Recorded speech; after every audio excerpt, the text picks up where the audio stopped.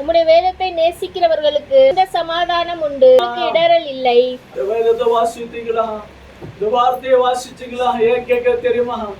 யாமா இந்த வார்த்தை நீங்கள் வாசிக்க வாசிக்க வாசிக்கத்தான் அன்பு, இயேசு மேல ஒரு அன்பு வரும். பிள்ளைங்களுக்கு இந்த வார்த்தையை வாசிக்க அவங்களை வலியுறுத்துங்க. Compel them to study the word of God, to read the word of God. அப்பாவுடைய அன்பு பெரிது. 139வது சங்கீதம் 14, 15, 16 வாசித்து பாருங்களேன். என்னை யார் உருவாக்குனது? என் தாய் பெற்றெடுத்தாங்களா? என் ஆண்டவர் என்னை பெற்றெடுத்தாங்களா?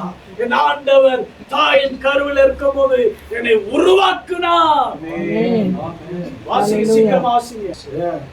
ನಾನು ಇನ್ನು ಕೇವಲ ಪಿಂಡವಾಗಿರುವಾಗಲೇ ನಿನ್ನ ಕಣ್ಣುಗಳು ನನ್ನನ್ನು ನೋಡಿದವು. ಆಯುಷ್ಕಾಲದ ಪ್ರಥಮ ದಿನವು ಪ್ರಾರಂಭವಾಗುವ ಮೊದಲೇ ಅದರ ಎಲ್ಲಾ ದಿನಗಳು ನಿನ್ನ ಪುಸ್ತಕದಲ್ಲಿ ಬರೆಯಲ್ಪಟ್ಟವು. ஹalleluya. ಎಲ್ಲ ಕರಗಳು ಸ್ತೋತ್ರ ಮಾಡಿ. அவர் ஸ்தோத்திரம் பண்ண தெரியுமா? தாய் உள்ள கருவுல சுமந்திருக்கிறார். ஆனா அது உருவாக்குனது யார் தெரியுமா? ஆண்டவராக இயேசுவாகும். ஹalleluya.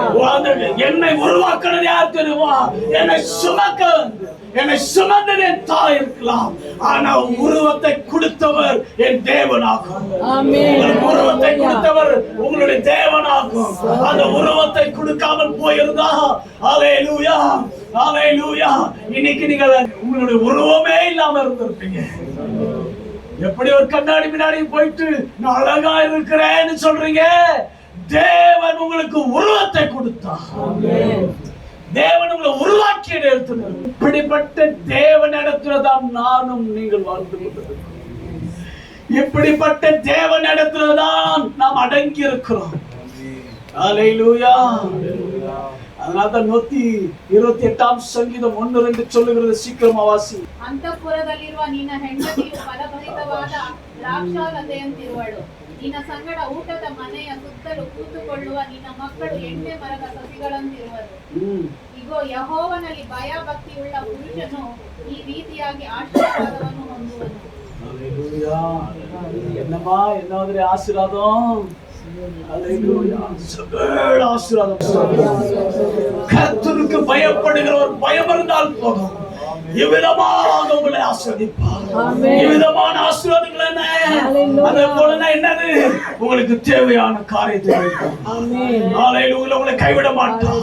உங்களை தூக்கி நிறுத்துவார், உங்களை அரவணைத்துக் கொள்ளுவார், உங்களை தாளாட்டுவார், உங்களை செம்மையான பாதையை நடத்துவார். ஹalleluya. உங்கள் கையின் பிரயாசம் ஆசீர்வதிக்கப்படும், உங்கள் வருமானங்கள் ஆசீர்வதிக்கப்படும். அது உங்க வீட்டுக்கு அது திருப்தியாய் காணப்படும், அது உங்க வீட்டுக்கு நன்மையாய் காணப்படும். உங்களோடு கூட இருப்பார். ஹalleluya. இவ்விதமாக ஆசீர்வாதங்கள் உங்களுக்கு உண்டாகும். கரங்களை உயர்த்தி ஸ்தோத்திரம் பண்ணு.